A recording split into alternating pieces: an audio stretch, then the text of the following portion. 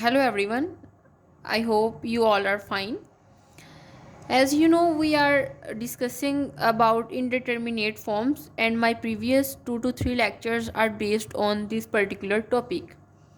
Now in today's lecture we will discuss about indeterminate form, means the form about infinity by infinity. You know, in the last lecture I have discussed about indeterminate form 0 by 0, means sometimes this condition occur 0 by 0. This is also an indeterminate form and this is also an indeterminate form. But in the previous lecture we have discussed an example in which this condition occurs, but in today's lecture we will discuss examples in which infinity by infinity forms occur and how we use a L'Hopital's rule to evaluate the limit. Because you know that when we have a limit x approaches to a, f of x is divided by g of x. Now, sometimes when we try to evaluate the limit as x approaches to a, we get an ambiguous form like infinity by infinity. Now, you know that we couldn't find our required answer. But if we use L'Hopital's rule and a particular form of L'Hopital rule, then we can get our desired result.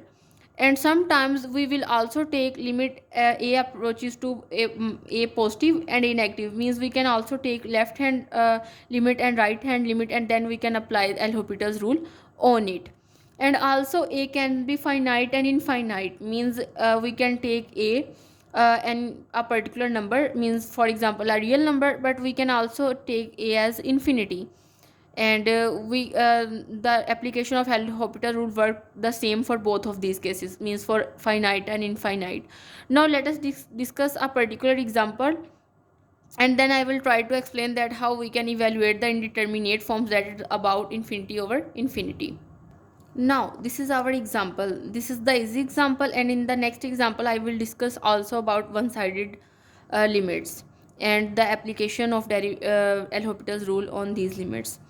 Now as you can easily see that if I substitute infinity in this function, then you know we will get infinity minus 2 times infinity square is divided by 3 times infinite square plus 5 times infinity. That means we will get infinity by infinity. Okay. Now if we apply L'Hopital's rule using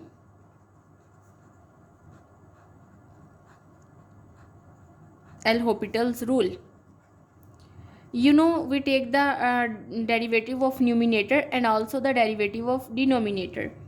So we will get limit x tends to infinity, 1 minus 4x is divided by 6x plus 5. You know the derivative of x is equal to 1. The derivative of 2x square, 2 is constant, so it is as it is. And when we apply the derivative on x square, then we will get 2x, and then 2 when multiplied with 2 we will get 4. And in the similar way I have solved the denominator. But still you can easily see that 1 minus 4 times infinity over 6 times infinity plus 5 is also an indeterminate form. Okay, indeterminate form. I am just writing here if to represent indeterminate form. Now we again apply L'Hopital's rule.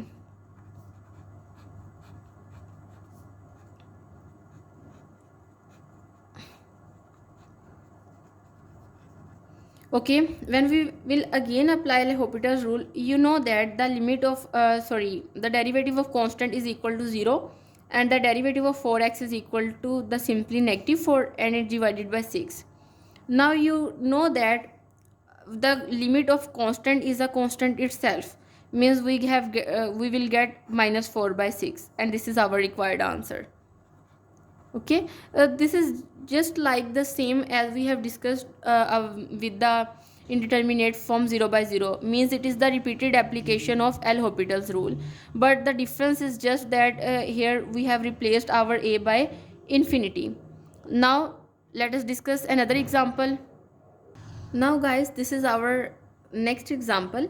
Here we have take the limit x approaches to pi by 2 and secant x by 1 plus 10x. You know our numerator and denominator are both discontinuous at x is equal to pi by 2, means secant x is also discontinuous at pi by 2, and also tan x is discontinuous. So we investigate one sided limits there, because if there is a the discontinuity at some particular point, then we investigate our one sided limits, means our if here is pi by 2, and we will approach x approaches to pi by 2 from the negative side, and also from x approaches to pi by 2 from the positive side, and we will check whether the answer of these two one-sided limits are same. If the answer at this particular point is same, then we say that the limit exists there, otherwise we say that the limit does not exist. Now let us look at how we can use these limits. Now we first of all we will take the left hand limit, means limit x approaches to pi by 2 from the negative side, and we have secant x is divided by 1 plus tan x.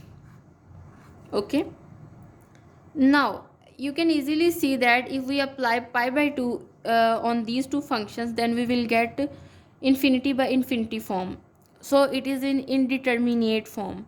Now the next step is we will take its derivative, the limit as it is, and we know that the limit the derivative of secant x is equal to secant x tan x, and is divided by the derivative of 1 means constant is 0, and also the derivative of tan x is equal to secant square x. Now in the next step we will get, means secant x, one secant x will be cut from this one, and here we will get tan x times 1 over secant x. In the next step I will explain the reason why I split these two terms. Okay,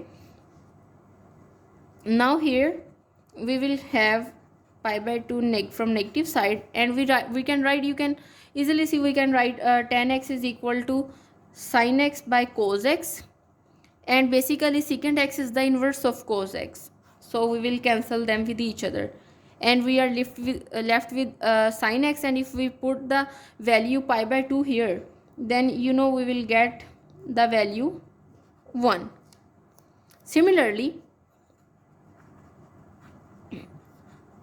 if we take the limit x approaches to pi by 2 positive on the same function, means secant x is divided by 1 plus tan x, then it will also become equal to 1, because when we apply the limit here we get indeterminate form, that is about infinity by infinity, but here we will get the indeterminate form negative infinity by negative infinity.